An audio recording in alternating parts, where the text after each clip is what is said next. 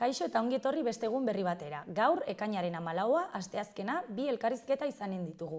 Batetik, Ainara Larreta Manu Esteban, Labeko Nafarroako Gobernuko prebentzio arduradunak, eta bestetik Pilar Telletxea, zeineko arduraduna, larunbat honetan, ospatuko duten noainen jaialdi bat hitz egitera datorrena. Baina lehenengo goazen betiko edukiarekin. Goazen orain gaurko efemeridekin. Gaurko egun batean, baina 1907an, Norvegiak emakumeen sufragioa onartu zuen.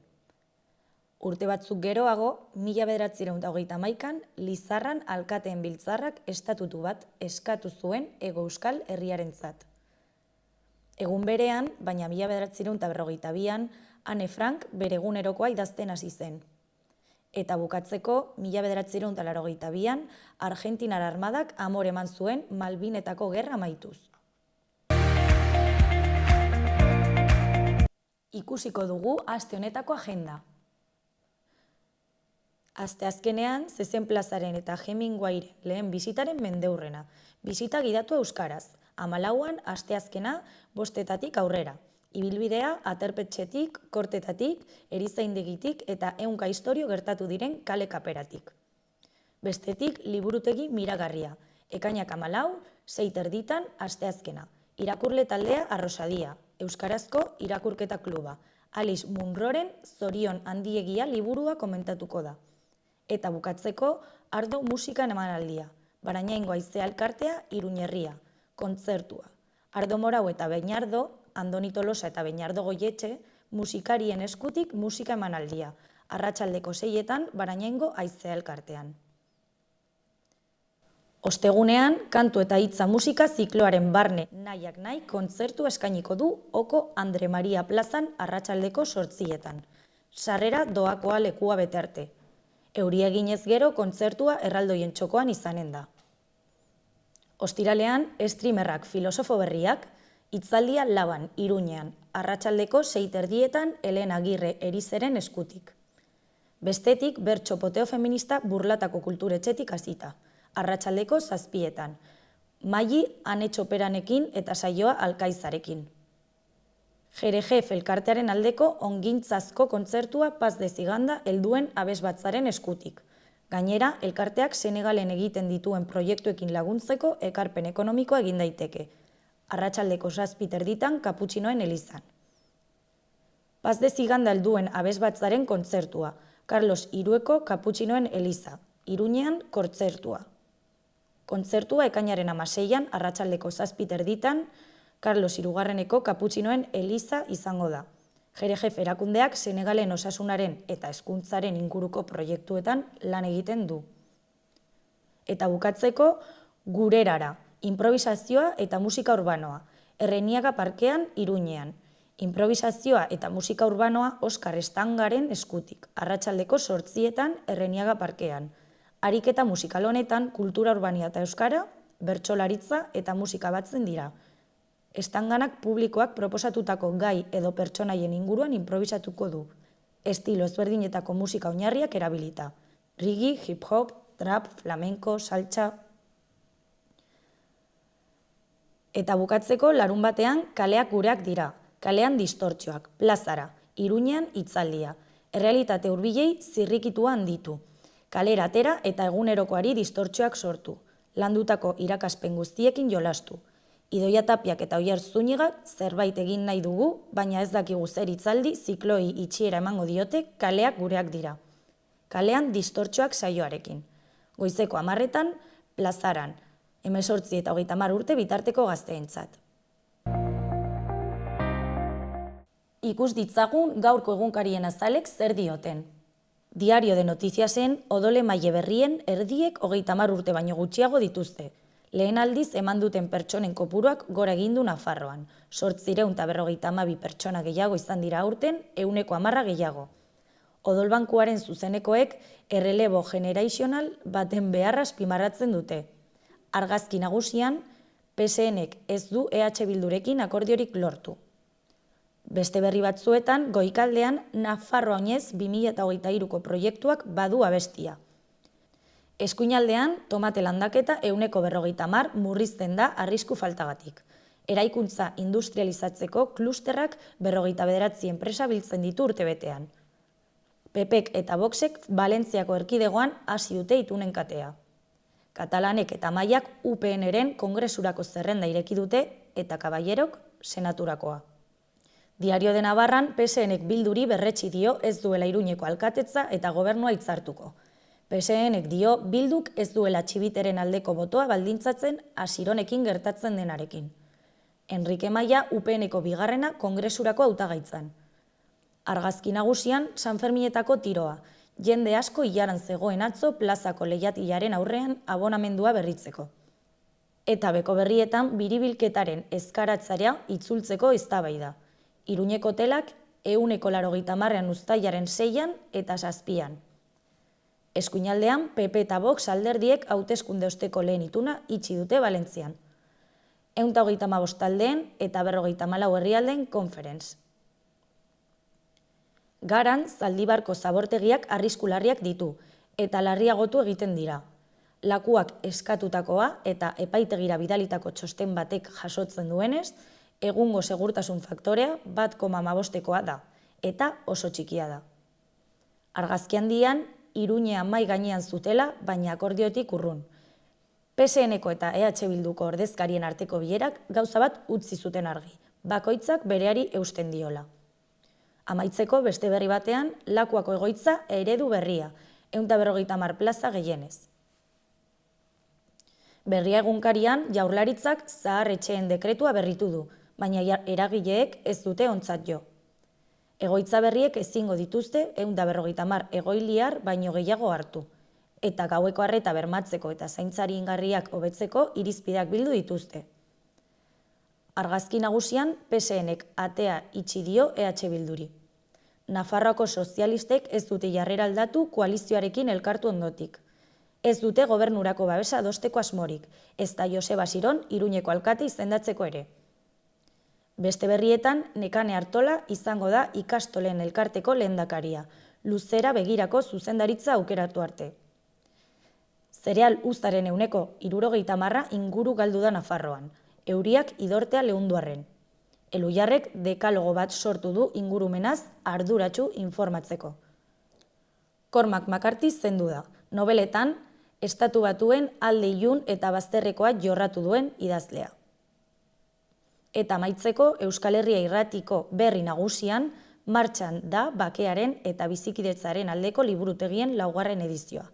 Maiatza eta ekaina bitarte, hainbat tailer eskainiko dituzte Nafarroako 51 liburutegitan. Bake eta bizikidetza arloko kide Irati Goikotxeak azaldu du Iruñerrian goizetik egitasmoan. Eskuinean Goikaldean, idazmen erotiko tailer bati diru laguntza ukatu dio Iruñeko udalak. Eta amaitzeko berri horren azpian, PSNek dio ez duela EH Bildurekin gehiago negoziatuko.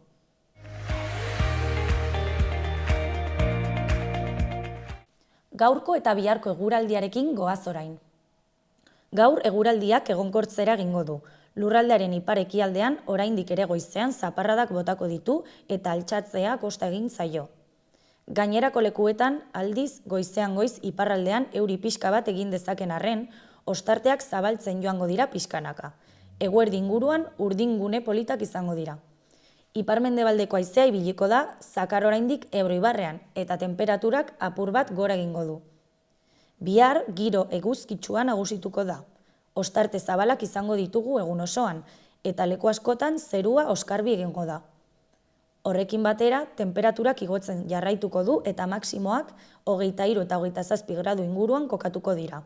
Barnealdean kostaldean baino altuagoak izango direlarik. Haizea ahuli ibiliko da eta eguerdi inguruan eta arratsaldean iparraldekoa nagusituko da.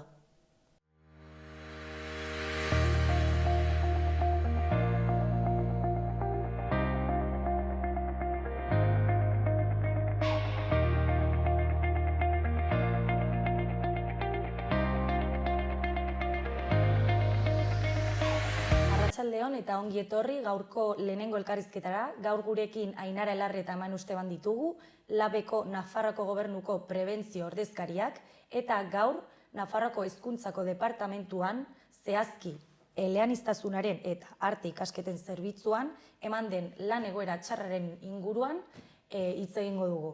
Ongi etorri eta arratsalde on. Eskerrik asko. Bueno, pixkat kontestuan jartzeko jendea, zer da berez gertatu dena? Gertatzen izan dena izan da bertako zerbitzu horren langileak adierazi digutela aspalditik lan giroa ez zela ona. Haiengan ere sortzen zuen ezinegonaz, lan giroa txarra gehien bat jefeengandik hasten zela.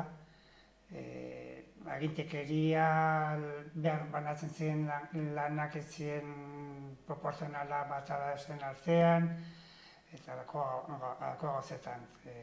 Haiek bai nahi zuten haien lana ongi burutu, baina ezin harremana oso txarra zela goitik hasita. Eta egoera hau ematen den lehen aldia izango dela? Bai, lan toki horretan bai, gu dakigunez, bai, hala da, bai. Beraz, esan dugu hori departamentu horretan bakarrik izan dela. Dakizuen lehen aldia bakarrik departamentu horretan izan da. Edo gertatu da beste departamentu batzuetan, ere. Lan egoera txar hori, esan nahi dut. Lan egoera txar hau bakarrik gertatu da hemen, baina ez da gauza ez ezaguna guretzat. Jende asko etortzen da guregana komentatzeko bizi diren egoera antzekoak. Eta zer da gertatu dena euskararekin edo? Langile hauen zeregina da, zerbitzuak dioen bezala, eleaniztasuna eta arte ikasketen zerbitzua. Ikastetxeetara zerbitzua ematea hizkuntzen inguruan, eta haien artean euskara. Eta teknikaria, baina bestelako langileak, eta izan da zerbitzua ez dela behar bezain ongi eman zentroetara.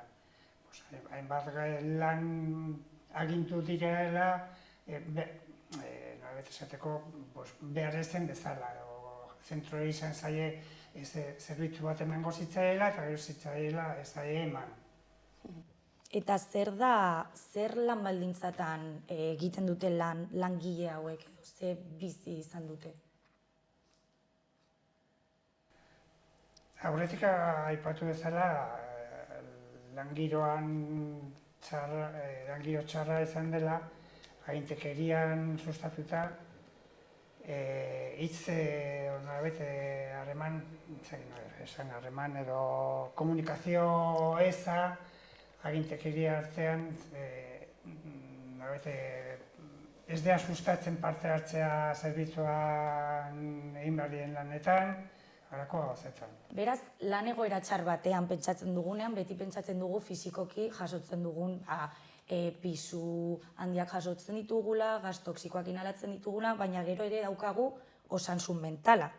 Alde batera uzten dugu, baina garrantzi gehiago eman beharko genioke osasun mentalari. Bai, noski.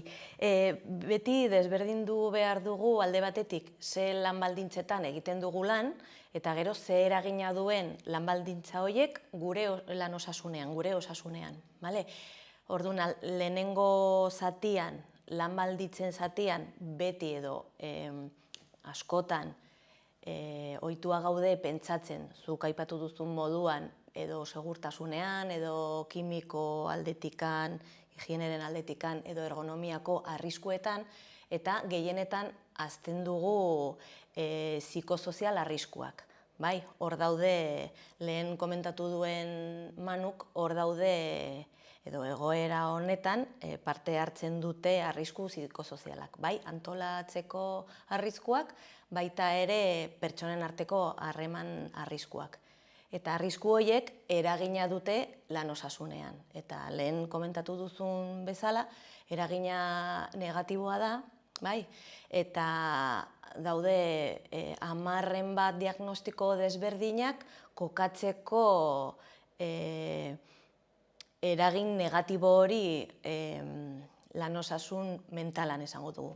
bai, antsietate eta depresioen arteko diagnostikoan. Eta zuk esan duzunaren arira, pertsona hauen kaltetzeak ze zerbitzuetan eragiten du? Hau da, hauek eskaintzen duten zerbitzuetan eragiten du? Pertsona hauek sufritzen duten osasun mental hori? Noski, ematen duten zerbitzua ez dela gustokoa, bai agian agindu zaie bat lan egitea, agian ez zaiek uste zuten bezain ongi burutzeko. Eta ze aldaketa beraz proposatzen duzue zuek prebentzioen ordezkari bezala Nafarroako gobernuan?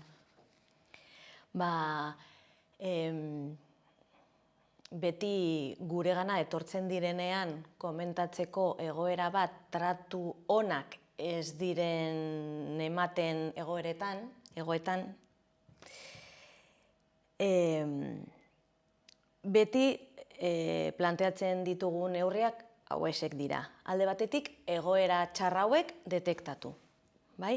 Gero, argi eta garbi administrazioak azaldu behar du ezin direla onartu egoera hauek, gertatu diren egoera bakoitzean abisatu behar da, eta bukatzeko beti neurri disiplinarioak hartu behar dira. Eskatu behar dira neurri horiek Zeintzuk izango litzateke neurri disiplinario horiek? Pasatzen dira, kontuan hartu behar dugu, hau gertatzen denean, beti dago botereko desberdintasun egoera bat.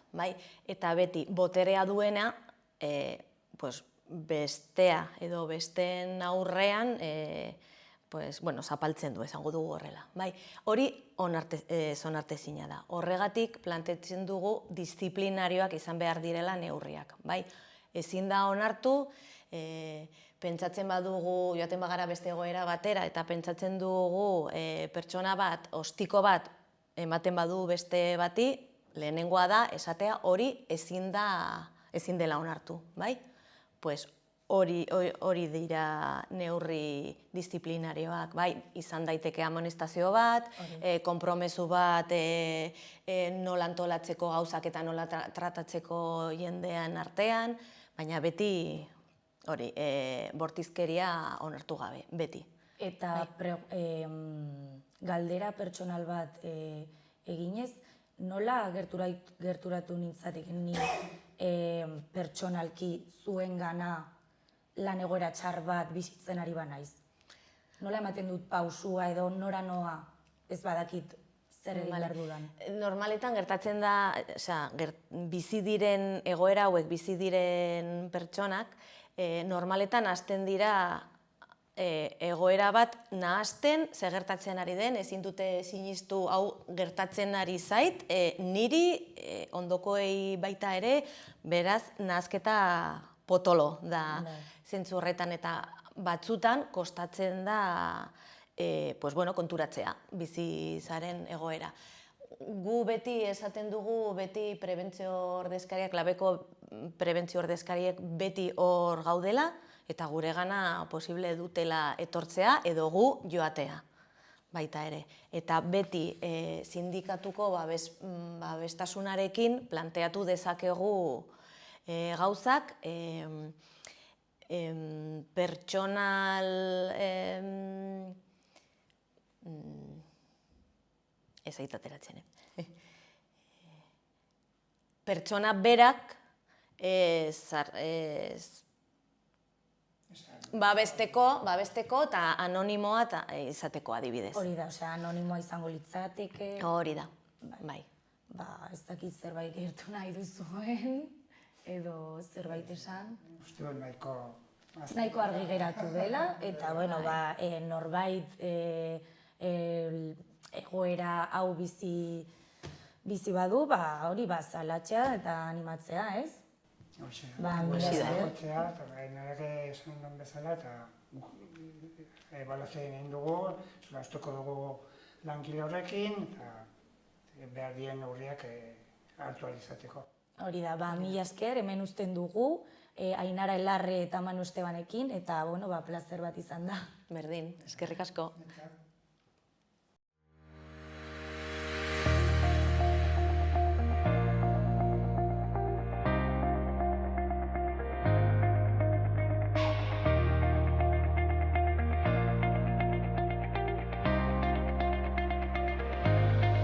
Iruñeko azken albisteak ikus ditzagun.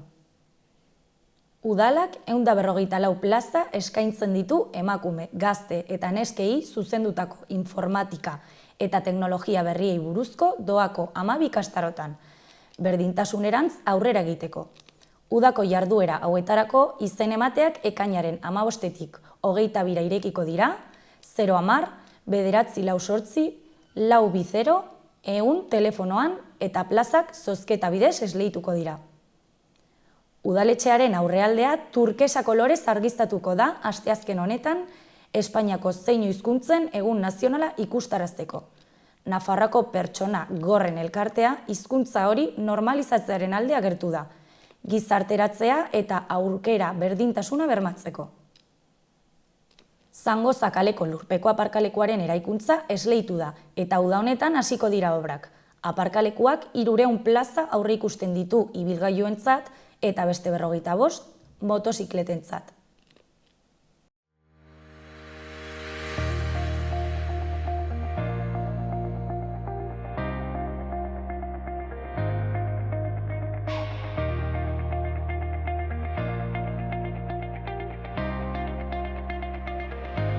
Ongi etorri bigarren elkarrizketara, gaurkoan Pilar Telletxea daukagu, enpresak sortzeko arloko arduradura zeinen, eta ekainaren 17an, larunbat honetan, Noainen, prototipatze sortzailearen jaia ospatuko da, eta honen inguruan hitz egiteko, Pilar ekarri dugu. Arratsaldeon, Pilar. Arratsaldeon. Oso ongi, eskerrik asko. Oso ongi. Askok izanen dugun galdera egingo dizut. Testuinguruan pixkat kokatzeko. Zer da zein eta zer egiten duzue? Bueno, zein enpresa publiko bat da, Nafarroko gobernuko enpresa publiko bat, eta zeiten dugun, gure helburua enpresak sortzea da. Gure lana, eguneko lana da, edozein pertsona, bai unibertsitateko jendea, unibertsitatean daudenak, ez? Edo negozio ideia bat dutenak edozein personako edozein ideia nahi dutenak testatu eta nahi dutenak enpresa sortu, edo negozio bat sortua baldin baduzu eta berrikuntza baldin badu negozio horrek gure biberotan nahi baduzu kokatu, hau da zein, ez? Hau da, nik uste leku hoberena zure startup hori edo zure negozio hori sortu, pentsatu nola egin, sortu eta gero gainere aurrera eramateko modua, ez? Hori da zein. Eta hori orain aipatu duzun hitza startup hori zertan datza? Bueno, startup da enpresa bat hasi berria, da enpresa bat delik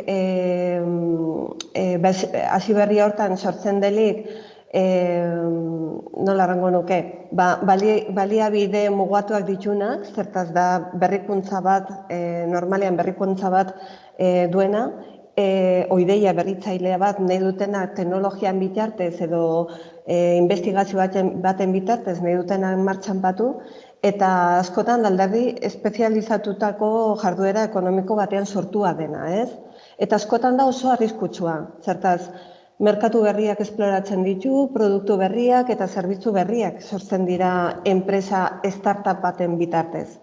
Da manera bat berria izateko, berria bazala mugitzeko merkatuan eta horregatik gaur egun ekosistema baten bitartez daukazuna gainere zeinen oso zure eskura, ekosistema honek laguntzen dizu inbertsioak bilatzen, mentoreak laguntzen dizute zure ideiak aurrera eramaten, baditugu programak azelerazioak deitzen diogunak, programa de aceleración deitzen diogunak, orain bitartez ere,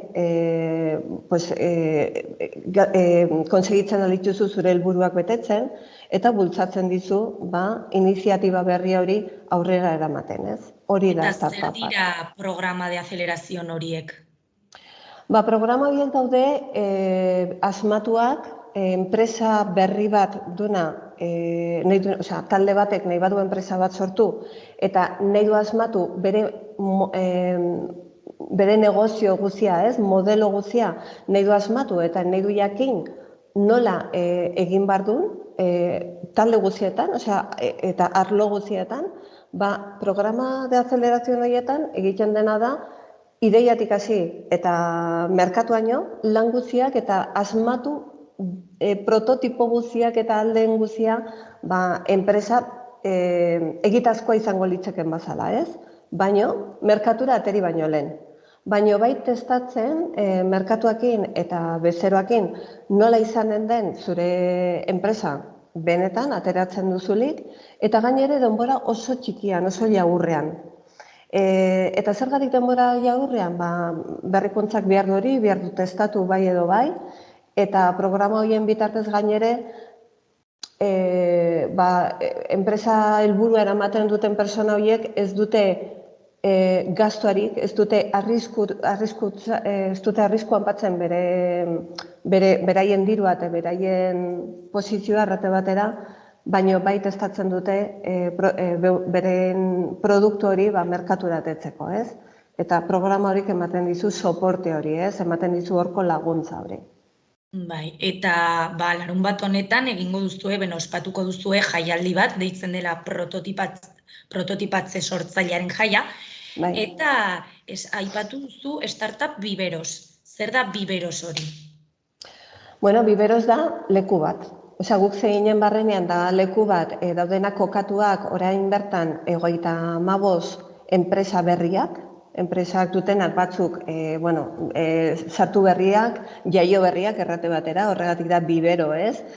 Zango litzeke Bibero bat bazala, landare Bibero bat bazala. Orduan, badaude enpresak sartu berriak eta jaio berriak daudenak, eta hor badute apoio batzuk, zeinen teknikoan aldetik, eta gero badaude beste enpresak dutenak gehienazkoa 4 urte.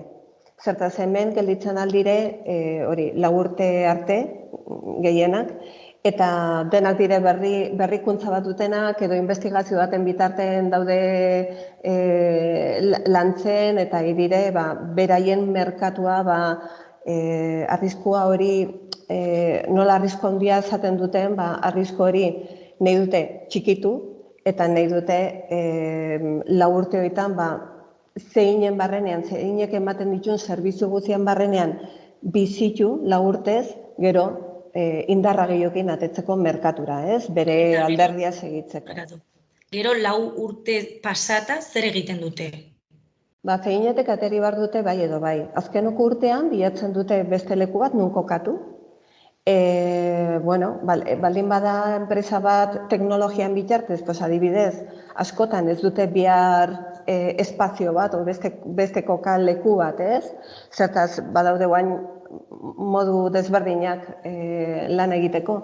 Baina normalean bilatzen dute beste leku bat, zeinetik kanpora, eta bilatzen dute leku bat handiagoa edo oso aproposa bere negozioan dako, ez? Eta segurtasuna batekin gainere bere enpresa handitzen nahi dela eta idela mejotzen eta idela jendea behar dulako jende handitz lantegian hartu eta beste beharrezkoak ditutulako, ez? Eta pixka bat larunbat honetan zentratuz, ze pertsonentzat dago zuzenduta jaialdi hau? Ze perfileko jendea joaten da normalean, edo nora aurkeztu daiteke?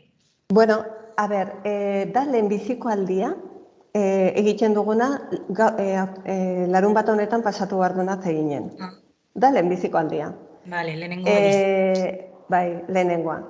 Zergatik, nor etortzen alden, edozein persona 18 urte baino gehiago duna, eta nahi duna jakin, zer den enpresa bat sortzea, zer den startup bat sortzea, zer egiten alden enpresa sortzeko edo ze beharrezkoak dauden, eta egin behar duguna da, ez formakuntza normala bat, baizik eta izanen da, egun bat, ongi pasatzeko, ikasteko, eta metodologia baten bitartez, personak egin behar duena da, ginkana bat batzala, eta pasatu behar du prozeso batetik, zeinen tartean, eta gainera ibili behar du zeinen barrenean, gure espazioen barrenean, ikusteko zer egiten den, eta kontu eman behar da, gure pasillo guztietan eta pasatu behar duna hemen, zenbat enpresa dauden barrenean eta zer dagoen, berrikuntza horren aldetik. Eta jokatu egin behar du. Egibile behar da joztetan, errate batera, gure metodologian bitartez, erronka batzuk soluzio bat ematen. Eta gero zanen ditu sari batzuk. Pertsona horiek aurkeztu behar dira taldeka edo ni individualki joan naiteke? Bueno, zuet hartzen altzera individualki, baino eta talde batekin tortzen bazera, hobe, zertaz ja zure taldea daukazu ja prestatua, ez? Pentsatu bat hartzen altzarela, beste bizpairu lagunekin, eta ja taldea egina dago. Bakarrik etortzen bazera, egiten alduzu prozesu guztia bakarrik.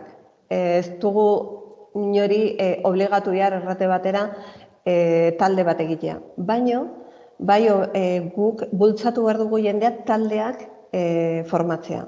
Zertaz taldeka lana egiteko eta ginkana hori egiteko enpresan gainean eta emprendimenton gainean, puskaz arrasagoa da, hobekigo da, gehi ikasten da, eta gero saria betetzeko puskaz arrasagoa da hortara jetzea. Eta zeintzuk izango dira bertan jorratuko dituzuen gai nagusiak, startup horien gai nagusiak?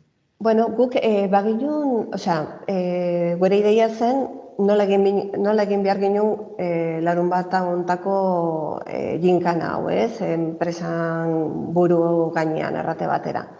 Baina, pentsatu ginen gure biberoko enpresak baditutela beraiek ere reto batzuk, baditutela erronka batzuk, eta erronka horiek zergatik ez, jendean aurrean patu, eta persona horiek badute zerbait benetakoa eta realitate baten barrenean soluzio bat bilatzeko manera. Eta hori egin ginen, gure enpresa, startupei eskatu ginen, beraien erronkak zaten zituten, eta ezin ziren erronkak arrasenak edozin personak ulertu eta bere desarroioa eramateko, gero saria emateko.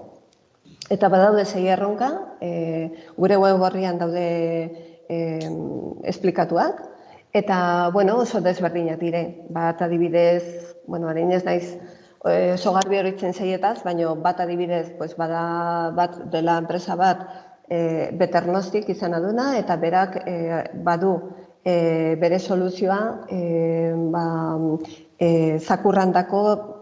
zakurrak ere esaten dute minbizia, eta badute zakurrandako minbizia nola ze medikamentuak, nola tratatu minbizia hori zakurrantzat, ez? Eta bere erronka da nola zakurran nagusiak nola ulertu behar duen eta nola aukeratu behar duen tratamentu hori bere zakurrandako. Orduan hori da landu behar dutenak, zeinek aukera tortzen den talde hori, tortzen den jende hori larun batan, eta zer erronka hartzen aldu edozin, 6etako horietako bat, edo 2 inkluso, baina gero bat presentatuko du prozesuan bukatuta bat presentatuko du eta bat defendituko du jurado talde baten aurrean, ez? Orduan, publiko gisa joan gaitezke? Ere? Edo bakarrik parte hartzera? Ez dago egongo publikorik? Ez, publikorik ez, bakarra parte hartzera, bai. Eta erabaki hori zergatik, adibidez, galdetzagatik? Zertaz da, egun bat duguna kopuru bat, 150 lagunendako nahi dugu lan egin, nahi dugu, gaurko ja badaude 175 persona apuntatuta. Gaur hasiko gera deitzen kodigo bat emateko eta aseguratzeko pertsona horiek etorriko direla larunbatan honata. Bestenaz, emanen diogu pasua beste, atzetik dauden jendeari. Eta ez da momentu bat ikusteko, baizik da momentu bat bizitzeko. Orduan, horregatik, zeinen egunero errate batera badaude gauzak publiko baten dako, baina publiko bat agola interesatua enpresa sortzeko helburu hortan, ez? Eta kasu honetan, larunbata honetan, etorri behar da jokatzera, etorri behar da ikastera, etorri behar da ongi pasatzera, pasatu behar dire gauz pila bat, jendeak ez dakinak ere, gainere, eta pixkanaka igarenak agertzen gainere, eta da momentu bat ongi pasatu eta disfrutatzera, eta gero gainere, momentu berean ikasi, eta momentu berean sari pila bat daude pres jendeak hartzeko, ez, beren ganatzeko. Eta gero honet publikoarik ez. Bai, hobeto. Eta zemotatako profesionalak giratuko dituzte dinamika horiek? Egongo dira hori, profesionala? Bueno, egonen gara zeineko profesionalak. Zeineko teknikariak izanen gara lantzen. Bai izanen dugu egia errateko aktore batzuk egonen dire gurekin dinamizatzen errate batera taldeak alde batetik bestera, baino metodologia, bili behar dugun metodologia hori lantzen eta proiektua ateratzen egunan zehar zeineko teknikariak izanen gara. Egonen gara kokatuk 4 leku desberdinetan, 5 leku desberdinetan, bat izanen da kreatibitatea, prozesua izanen da, persona etorriko da zeinera, emanen zaio persona horreri, kodigo bat izanen du, eta kodigo horrekin inen du bere inskripzioa, eta sarreran emanen diogu poltsa bat materialakin. Sartuko da zeinera, eta sala handi batera, eta sala hori dela auditorio bat, da salon bat. Salona urtera haietu baino lehen, gozalduko du, pasu hortan gozalduko du, jarriko da eta dena hasiko da. Orduan gero, hor taldeak eginak baldin badaude oso ongi, hartuko ditugu tekniko batek hartuko du, nik hartuko dut nire taldeak adibidez, eta eramanen ditut kreatibitateko prozesura. Hor eginen ditugu lan batzuk, beste batean izanen dire prototipo taldeak, bestek izanen dire pitch taldeak, eta tarte hortan gainere izanen dugu DJ, izanen dugu bazkaltzeko ordua, izanen dire sorpresa asko zertaz baditugu beste enpresa batzuk, bat publikoa dela Nikdo, bestea pribatua dela Caja Rural de Navarra, eta gero badugu Coca-Cola eta badugu Floret, bapatzen diguna Coca-Cola eta Floretek epatzen digu edaria eta janaria jendendako, hor bazkaltzeko momentuan. Izanen dugu DJ bat eta musika izateko eta gauzak pasatzeko momentu hartan. Eta gero Caja Ruralen bitartez, beraiek ematen digute banatzeko, eta ikusiko dugu nola banatuko den, hori larunbatan ikusiko da, 5 sarrera kontzertu baten dako, dela kontzertu bat urrian 6an, hemen Iruinen, eta beraiek ematen digute 5 sarrera horiek guk jendeari emateko, eta ematen digute ere 2 bidaia dobleak Europako leku batera, eta hori larunbatan ikusko da nuen ere. Eta gainere Nikdok ematen digu 28 sarrera dobleak ere pilota partidu ikusteko finala. Así que hori dena izanen da eta gauz gehiago larunbatan. Eta gero nortzuk osatuko dute epaimahai hori, nortzuk erabakiko dute? Bai, Irune. Guk izanen dugu gero jurado bat, jendeak prozesu guztia bukatzen dulik, eta hori dena bizitu bitarten, izanen du ja prestatua. Kreatibidaden bitartetik bere marrazkia, bere talde horrek izanen du izena bat, eta izena horiekin presentatuko da pitch bat egitera. Eta izanen du minuto bat, jurado baten aurrean, daudela 6 enpresetako, 6 startupeko persona horiek egonen dire hor erabaki hartzen. Guk teknikariak bazala nola ikusi dugun prozesu guztia egun guztian zehar bazanen dugu gure puntua ere, gure botoa. Gero, Nafarroko gobernutik etorriko dire 3 persona, eta 3 persona horiek ere izanen dute beraien botua, zertaz Nafarroko gobernuk emanen ditu 16.000 euro sarietan, eta egonen dire Caja Rural, eta egonen da Nikdo ere. Eta gero sari horietan egonen dira modalitate ezberdinak edo... Bai, sari horietan 16.000 euro horiek Nafarroko gobernuk ematen ditu, emanen du dire 8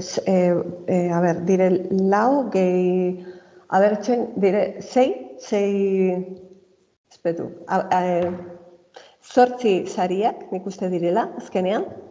Eta sari horietan, 4 emanen ditugu 2.000 eurokoak, bat 3.000koa, beste 1.000koa, eta bat beste 2.000koa. Osa, dire, 5 2.000 eurokoak, bat 3.000koa, bat 1.000 eurokoa, gero beste bat pitch egin duena, hobena pitch egin duena 1.000 eurokoa, eta beste 2 500koak. Adibidez, zu konsegitzen alduzu gainere 500 euro, egin duzulako pitch bat oso ona, baina ez duzu erronka horieri soluzio bat hobena eman, soluzio hobena, errate batera. Soluzio hobena ematen duen erronka horieri eta gainere posible dena negozio bat sortzea hortetik izanen du 3.000 euro. Bigarrenak izanen ditu 2.000, hirugarrenak 1.000 euro. Gero, 4 erronkak ematen dutenak soluzio hobena izanen dute 2.000 euro bakotxak. Eta gero ja, izanen dire, 3 pitch hobenari 1.000, 500 eta 500.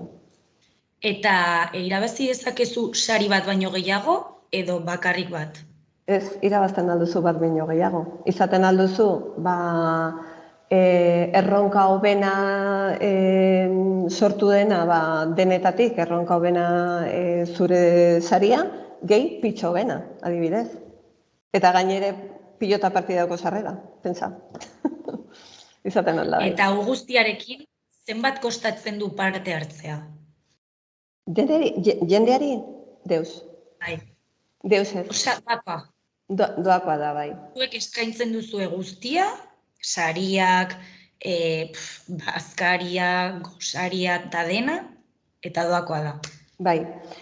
Erran dizuten bazala, bazkaria eta gosaria eta hori dena, guk kontsegi, gore ekosisteman barrenean badugu enpresa handit laguntzen digutenak, eta beurek ekartzen digute produktuak, kasu honetan Floretek eta Coca-Cola. Bera egipatzen dute, eta bai, dirua, gure lana da guk egiten duguna enpresa publikoa bazala, eta sari hau etortzen da de fondos públicos, publikoko fondutik, Europako publiko fondoatik, eta dena prozesu guztia da doakoa. Etortzen den persona, desde logo da egun bat osoa pasatzera, da larun bata, goizko 9:30 hasi eta txaldoko 6etan bukatuko dugu, baina garbi dago ongi pasatzera, ikastera, eta gainere sariak eramatera. Zertaz, gure helburua da jendeak ikastea, eta jendeak kontu ematea badaudela beste aukerak bizi honetan gauzak sortzeko, eta kasu honetan enpresa sortzeko. Eta da momentu bat ongi pasatzeko eta zer espero duzue larun bat honetan? Gogoaz aparte. Pues espero dugu ideia onak. Espero dugu jendeak ongi pasatzea, espero dugu jendeari bere buruan sartzea badagola beste posibilitateak gauzak egiteko, inkluso egiten alduzula adibidez ikasten segitu eta gainere testatzen alduzula zure ideia bat gero enpresa bat sortzeko. Espero dugu ezagutzea zein barrenetik, ezagutzea zen enpresak dauden, ze startupak dauden zeinen barrenean. Espero dugu ere kontu ematea gu teknikoak bazala, eta Nafarroko gobernuko representante horiek direla gu dozein bazala, eta jendean esku dagola posibilitate hau, eta dela oso arraxa zeinera etortzea eta zeinen jokatzea eta zeinen ikastea. Geratu zaizu, Hori da, perfecto. ez dakit nola geratu den, baina eske horrela da. Eske da arraxa nata etortzea eta denan esku dago. Bueno, honekin animatuko dut jendea, ez dakit oraindik zenbateko espazioa duzuen areto horretan. Bueno, guk ostiral arte jendea apuntatzen alda. Web horrian sartu zeinen eta, da typeform bat bete bar dena eta apuntatzen alda. Gu gaur hasi bar gara, errandizuten bazala, badaude 160 gehiago apuntatuak, hasi 80, erraten dizidaten oen dela, zurekin hasi baino lehentxeago, eta egin bar duguna da kodigo bat eman, ja beraien baimenakin, erranez bai, konprometitzen naiz, larun batan etortzea zeinera, eta ematen dizut kodigo bat, zertaz ja zure kodigoa, eta gero gainere, klasifikatzen da talde hori modu batean lan egiteko. Orduan, ostiral arte dago momentua apuntatzeko, eta espero dugu jendea sustea kanpoan. Barkatu, Irune? Ez duzuela jarri kopuru limiterik. Ez duzuela jarri kopuru limiterik. Ostiralen. Kopurua? Bai, 150. 150 lagun. Barkatu, bai.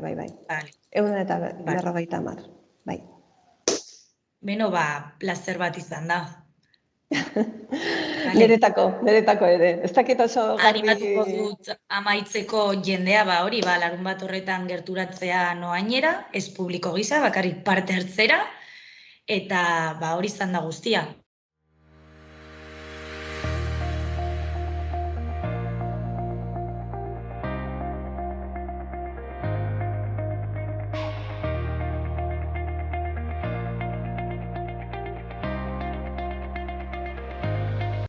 Beno, gaur honekin magazinaren saioa amaituko da, bihar ostegunean berriro elkarrekin egonen gara, eta plazer hutsa izan da zuekin egotea.